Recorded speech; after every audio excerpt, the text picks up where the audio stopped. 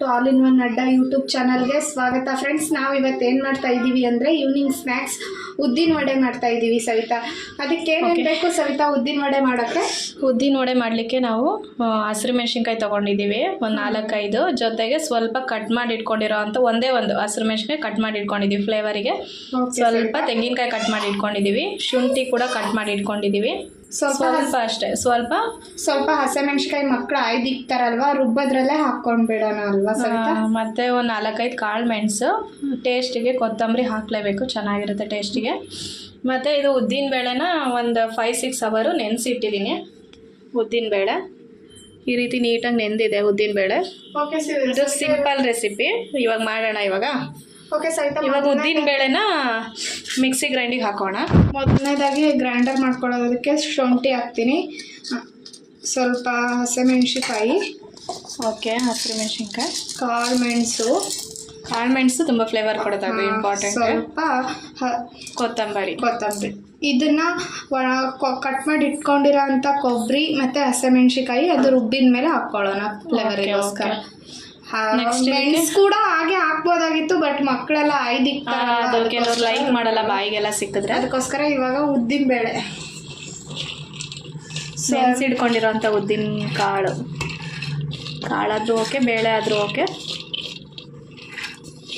ಉದ್ದಿನ ಬೇಳೆ ತುಂಬಾ ಹೆಲ್ದಿ ಫುಡ್ಡು. ಇದಕ್ಕೆ ಜಾಸ್ತಿ ನೀರು ಹಾಕೋಬಾರ್ದು, ಹಾಗೇನೆ ಗ್ರೈಂಡ್ ಮಾಡ್ಕೊಳ್ಳೋಣ. ಮತ್ತು ಇದಕ್ಕೆ ಸ್ವಲ್ಪ ಸಾಲ್ಟ್ ಹಾಕೋಣ. ಇವಾಗ ಗ್ರೈಂಡ್ ಮಾಡ್ಕೊಳ್ಳೋಣ. ಸ್ವಲ್ಪ ಸಾಲ್ಟ್ ಹಾಕೋಣ ಇದಕ್ಕೆ. ಓಕೆ, ಸ್ವಲ್ಪ ಸಾಲ್ಟ್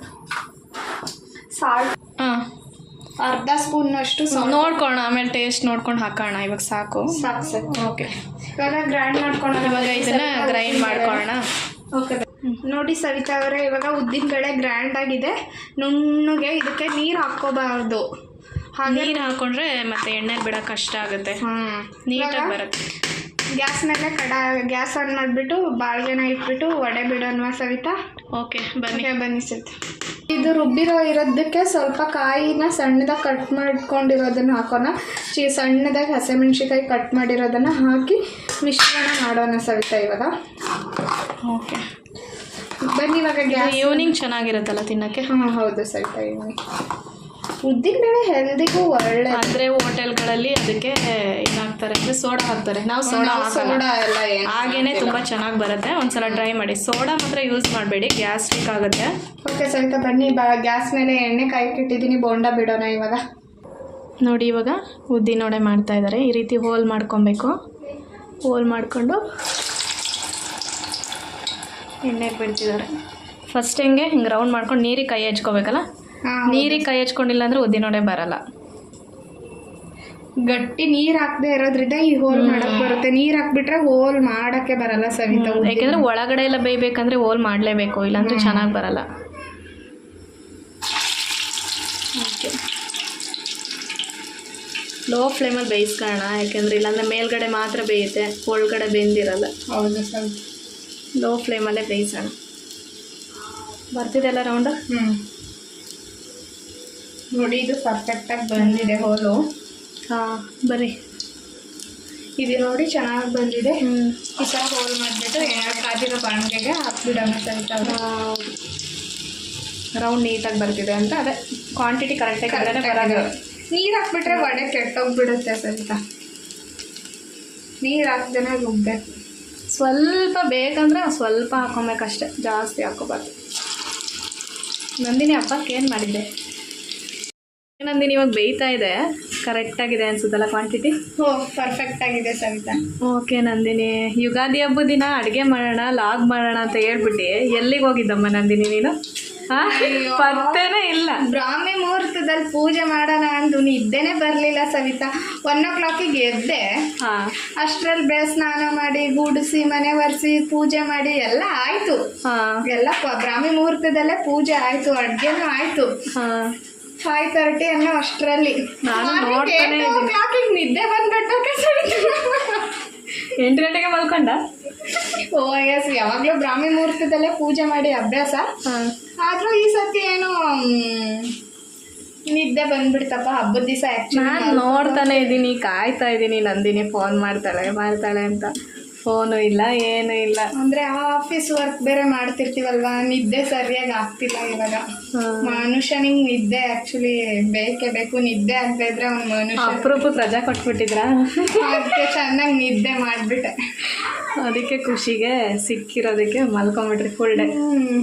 ಮೊದಲ ಮನೇಲಿದ್ದಾಗ ಏನ್ ನಿದ್ದೆ ಮಾಡ್ತಾರ ಅಂತ ಬೇರೆಯವ್ರಿಗೆ ಬೈತಿದ್ವಿ. ಇವಾಗ ರಜೆ ಸಿಕ್ಕರೆ ಸಾಕಪ್ಪ ಮಲ್ಕೊಂಡ್ಬಿಟ್ಟು. ಹಬ್ಬನೂ ಬೇಡ ಏನು ಬೇಡ. ನಿಮ್ಗೆ ಸವಿತಾ ಆ ಥರ ಅನ್ಸಲ್ವಾ? ಆಕ್ಚುಲಿ ಜಾಸ್ತಿ ನಿದ್ದೆ ನನಗೆ ಆ ಥರ ಯಾವತ್ತೂ ಅನಿಸಿಲ್ಲ ಬಿಡಿ. ಆಕ್ಚುಲಿ ನೀವು ನಿದ್ದೆ ಅನ್ನೋದು ನೋಡಿ ನಿಮ್ ಗಾಳಿ ನನಗ್ ಬೀಸಿದೆ. ಆಕ್ಚುಲಿ ಸವಿತಾ ಅವರೇ ನಿಂತ್ರು ಬೆಡ್ಶೀಟ್ ಹತ್ಕೊಂಡು ಮಲ್ಕೊಳಲ್ಲ. ಸೌಮ್ಯ ಅವ್ರಿಗೂ ಪಾಪ, ಸೌಮ್ಯ ಅವರೇ ಬರ್ರಿ ಸಮ್ಮರ್ ಹಾಲಿಡೇಸ್ಗೆ ಬೆಡ್ಶೀಟ್ ಹತ್ಕೊಂಡು ಮಲ್ಕೊಳೋಣ. ಓಕೆ, ಬೆಂದಿದೆ ಅನ್ಸುತ್ತೆ ಚೆನ್ನಾಗಿಲ್ಲ. ಇಲ್ಲ ಇನ್ನೊಂದು ಸ್ವಲ್ಪ ಗೋಲ್ಡ್ ಕಲರ್ ಬರೋವರೆಗೂ. ಹಬ್ಬದೊಂದು ಲಾಗ್ ಮಾಡ್ಬೋದಿತ್ತು, ನಮಗೆ ಟೈಮ್ ಇರಲಿಲ್ಲ, ಹಂಗಾಗಿ ಮಾಡ್ಲಿಕ್ಕೆ. ಶಾಪಿಂಗ್ದೇ ಲೇಟಾಗಿ ಹೋಗ್ಬಿಡ್ತ್ರಿ ಬಟ್ಟೆ ಪರ್ಚೇಸ್.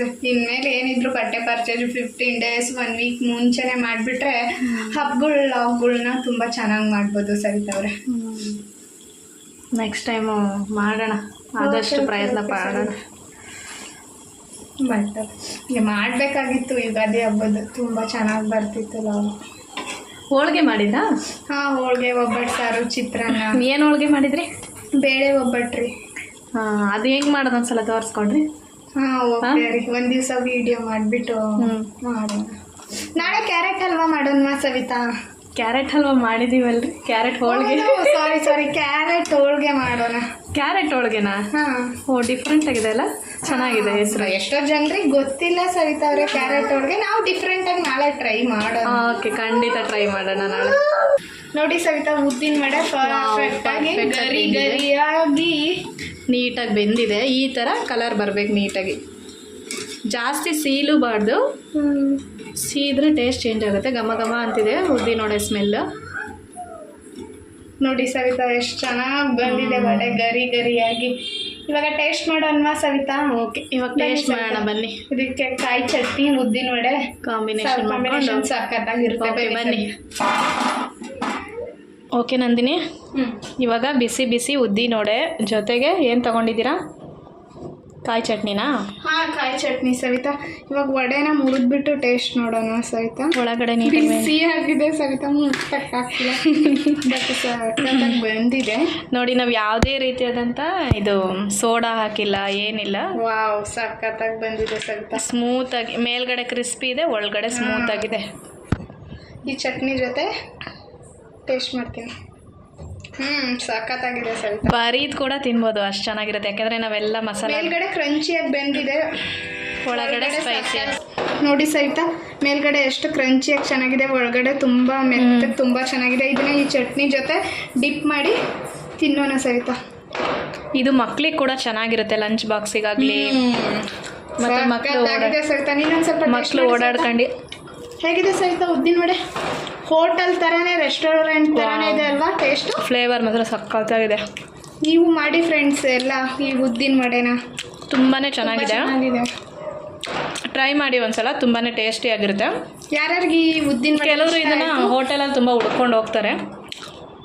ಮನೇಲೆ ಈಸಿಯಾಗಿ ತುಂಬ ಸಿಂಪಲಾಗಿ ಇಷ್ಟ ಇಂಗ್ರೀಡಿಯೆಂಟ್ಸ್ ಹಾಕೋದು.